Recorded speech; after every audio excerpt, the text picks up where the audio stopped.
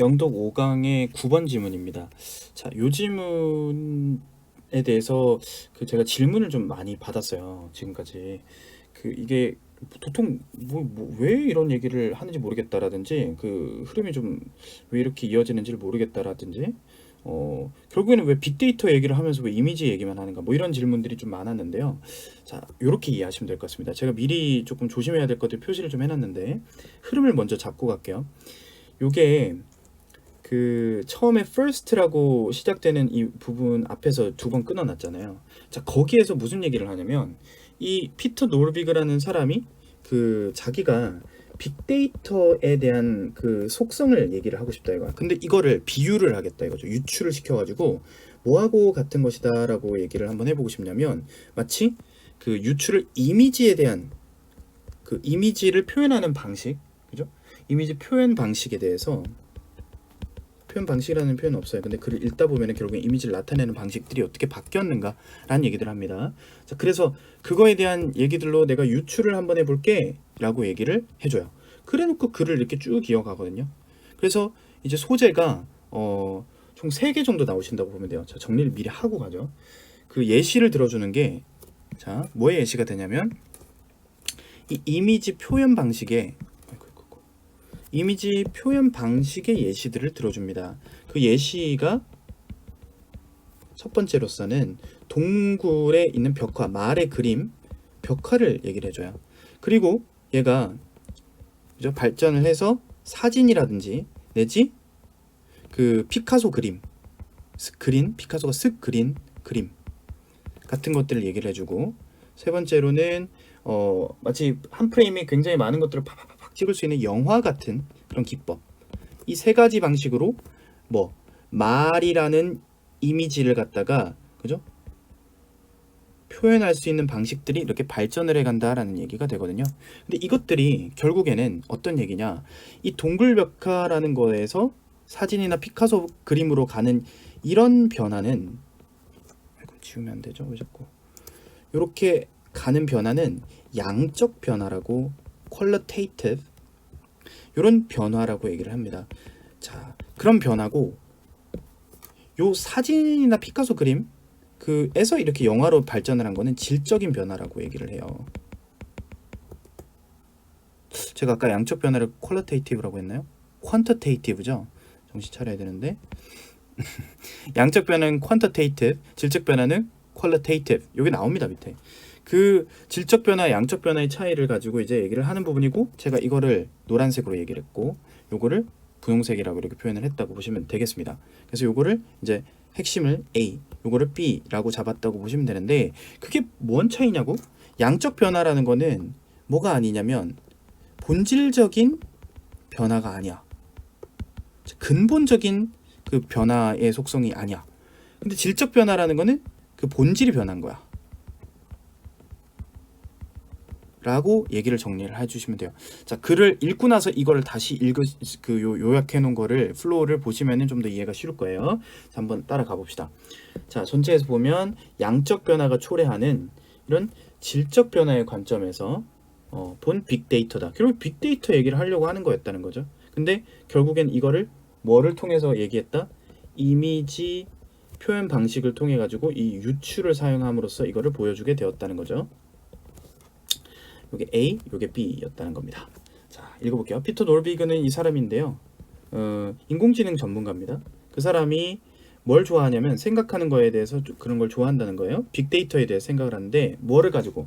이미지에 대한 유추를 가지고 한번 보여주겠다 이거야. 즉 빅데이터 얘기하려고 하는데 이미지 얘기로 유추를 들어주네. 첫 번째로 피터가 우리들에게 생각해 볼 것을 요청합니다. 자, 오형식이죠.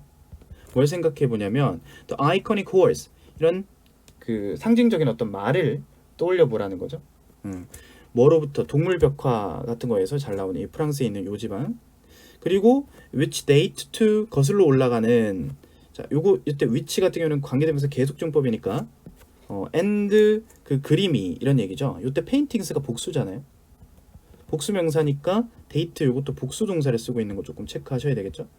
그리고 시간이 거슬러 올라가다 자동사로서 이렇게 전치사가 결합해서 뭐로 거슬러 올라가다 이렇게 해석하시면 되겠고, 이 석기시대 17,000년 전으로 거슬러 올라가게 된 그런 겁니다. 아까 말했던 이 동굴 벽화에 대한 얘기를 하고 있죠. then 그리고 나서 think of 생각해봐. 사진이야. 말의 사진이죠, 사진. 또는 더 나은 것이 뭐냐면 습 그린 그림인데 피카소가 그린 그림이에요. 자, 갑자기 사진이랑 이 피카소의 그림을 왜 얘기했느냐? 제가 생각을 해봤는데 그 양적 변화를 설명하기 위해서 벽화를 그릴 때하고 사진을 찍을 때가 조금 다르잖아요. 글을 읽다 보면은 그 사진을 찍는 것과 결국에는 이 피카소의 그림이랑 별반 차이가 없잖아요. 그건 무슨 말이냐면 피카소는 그림을 갖다 되게 정교하게 그리는 사람이 아니잖아. 좀 스크하고 그린다는 얘기야. 이 단어에도 의미가 좀 있잖아요. 사진처럼 찍듯이 그림을 그린다라는 그런 속성이라고 이해하시면 될 것 같아요. 그게 벽화랑 다르다 이거지. 자, 근데 그것들은 자, which 요거는 앞에 있는 a photograph of 이런 거라든지 아니면 depths 이런 것들을 받아주는 거기 때문에 앞에 선행사들 and they 이렇게 받아야 뒤에 있는 동사 do가 복수 동사라는 거 설명이 가능합니다. 수일치 조심하세요. Do not look much dissimilar to the cave paintings. 앞에 말했던 동굴 벽화랑은 잘 봐. 요거 부정이 두 개가 있다라고 생각하시면 돼요. 마이너스 마이너스잖아. 그럼 두 개 곱하면 플러스잖아요. 즉 무슨 얘기냐면 결국엔 남는 건 뭐라는 얘기야? similar해 보인다는 얘기야. 닮지 않게 보이지 않는다. 그렇게 많이는. 즉 안 닮아 보이지 않는다. 얘기는 닮아 보인다는 얘기죠. 뭐랑? 앞에 있었던 동굴 벽화라는 거랑 그죠? 이 사진이라든가 피카소 그림이라든가 서로 별로 차이가 없어 보이는데 라는 얘기를 하고 있는 거라는 거죠. 그죠? 그런데 실은 자 여기에서 살짝 앞에 맥락을 좀 뒤집는 표현이 될 거예요. 자 이거 문장 삽입으로 내기 좋은 문장이 일단 in fact 요 문장도 괜찮습니다. In fact, when Picasso was shown 자 피카소가 그죠? 피카소에게 이것을 보여줬다는 얘기니까 피카소 이것을 봤을 때 이 라커스 이미지스를 갖다가 그가 그죠? 그가 이렇게 언급했다. 자 여기에서 잘 봐야 될 게 왼절이 여기서 끝나는 거죠. 피카소에게 이것을 보여줬을 때 하고 왼절이 끝나니까 피카소예요. 언급했습니다. 뭐를 언급했냐면 데디아를 언급했다 이거야. 우리들은 아무것도 발명한 게 없다. 그때 이후로부터 즉 그 벽화를 만들어낸 때 이후부터 그죠? 그 자기가 그린 그림들도 있을 거 아니야. 말을 그렸을 거 아니야. 근데 그 이미지를 봤을 때 자기가 발명한 게 아무것도 없다라고 얘기를 한 표현이 있어요. 자 이게 무슨 말이냐면 나중에 이제 요 뒷문장을 들을 다 통해서 이해가 되는 부분인데 양적 변화라는 부분에 초점을 맞춘 게 아니라 질적 변화의 관점에서 보게 되면은 아무것도 변한 게 없다는 거죠. 본질적으로는. 그래서 이제 이 피카소 말이 어느 정도는 맞을 수 있다 이가 on one level. 하지만 다른 관점에서는 그렇지 않다. 즉 다른 관점에서는 그렇지 않다라는 맥락을 이제 여기서 써주고 있어요. 그래서 이 문장이 삽입으로 들어가면은 은근히 좀 위치가 헷갈릴 수 있기 때문에 잘 봐야 돼요. Not on one another라는 거는 다른 관점에서는 그렇지 않다라는 거니까 즉 이 사실일 수도 있지만 사실이 아닐 수도 있다라고 얘기한 거잖아. 여기 not true죠. 사실일 수도 있다라고 얘기한 거는 질적 변화는 즉 근본적 변화는 없었기 때문이에요. 그런데 일단 양적 변화는 있었다라는 거죠. 그게 나중에 나옵니다. 시간이 줄어들었다라는 얘기를 해주거든요. 자 생각해봐. 말을 사진을 찍었다라는 걸 한번 떠올려봐. 이렇게 명령문으로 뒤에서 이렇게 얘기를 해주고 where 덩어리 여기 부사절입니다. 자 아까 우리 앞에 강의에서들도 했었는데 접주동 이렇게 나오는 부사절일 때 뭐 많은 곳에서 이렇게 해서 가죠. 자 이런 곳에서는 어떤 곳이야? It took a long time to draw. 가주어 진주어로 보세요. 시간이 오래 걸린다 이거예요. 뭐 하는데? 그 말의 그림을 그리는데 굉장히 오래 걸리던 그런 곳에서는 즉 옛날이겠죠. 벽화 그릴 때쯤으로 생각해봐. 그렇게 됐을 때는 그런 곳에서는 이런 representation of one 어떤 그 하나의 말의 이미지를 갖다가 그 상징으로 나타내는 것은 could be made much faster. 뭐 되었다는 거야. 그것이 훨씬 더 빨라진 것이다. 뭐를 통해서? 사진을 통해 가지고.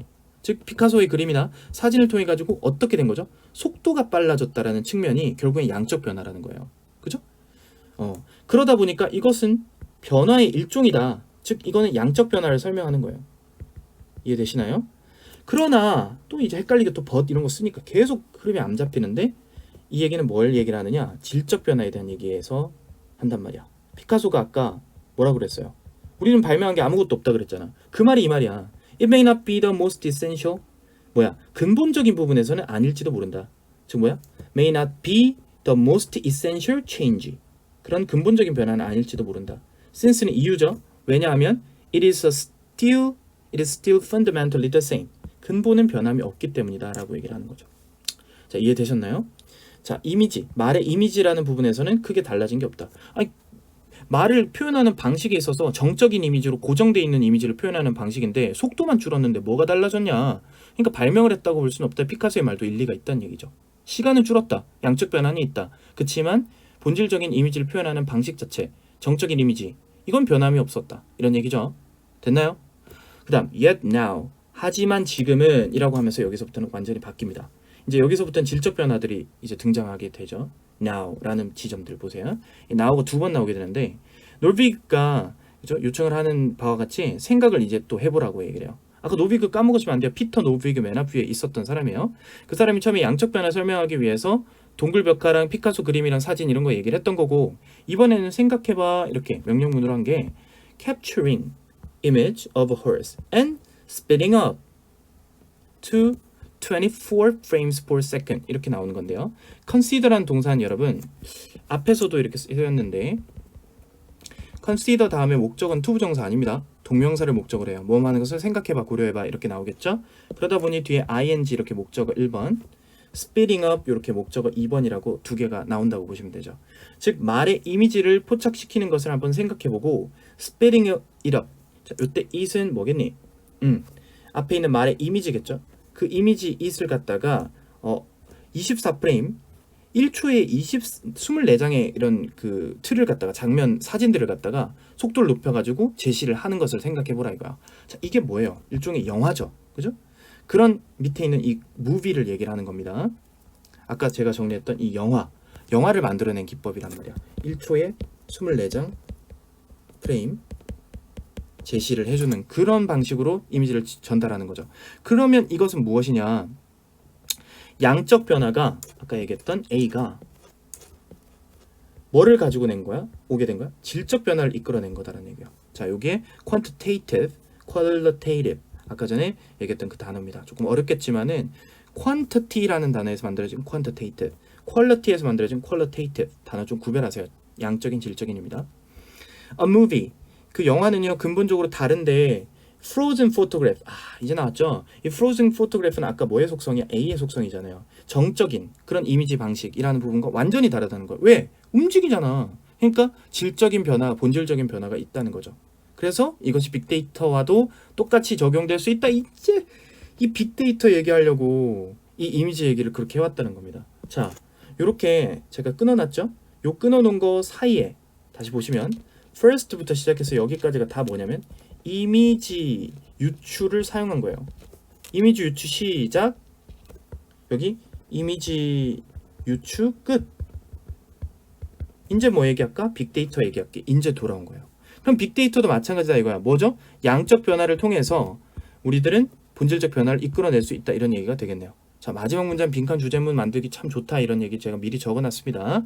자, 그래서 이렇게 글이 조금 파악하기, 흐름 파악하기가 상당히 까다로운 부분이었고요. 삽입으로 만들기 좋은 문장, 아까 좀 조심해야 되는 문장 요거랑 이게 아니면은 앞에 있는 이 인팩트 같은 거 조금 요런 것들을 좀 조심해서 봐주시면 될 것 같아요.